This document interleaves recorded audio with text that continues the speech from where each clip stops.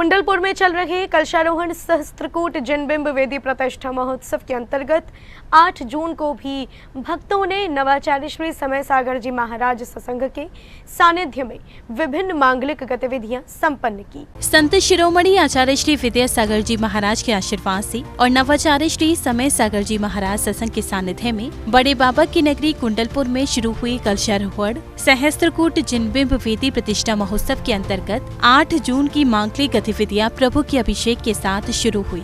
कलशा ढारो रे ढारो इंद्र भाई। प्रभु के नित्य में अभिषेक के बाद भक्तों ने प्रभु की शांति धारा की। इस अवसर पर पूरे प्रांगण में शांति मंत्र गुंजायमान थे। बाल ब्रह्मचारी विनय भैया जी के निर्देशन में ये मांगलिक गतिविधियां संपन्न हुई। प्रभु की अभिषेक और शांति धारा के बाद भक्तों को नवाचार्य श्री सत्संग के सानिध्य में गुरु पूजन करने का सौभाग्य मिला। भक्तों ने श्रद्धा पूर्वक अर्घ्य अर्पित करते हुए गुरुवर को याद किया।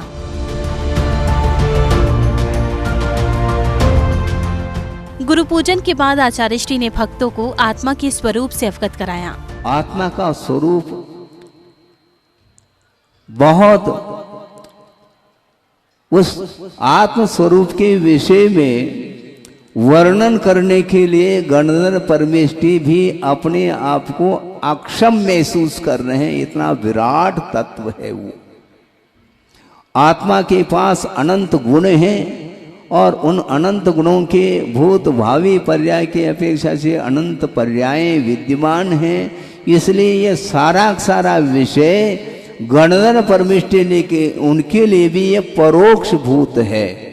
इसलिए आचार्यों ने ये कहा, जानने के लिए अनंत ज्ञेय वस्तु हैं, पदार्थ हैं, किंतु उसमें से कथन करने योग्य जो पदार्थ हैं वह सीमित मात्रा में हैं।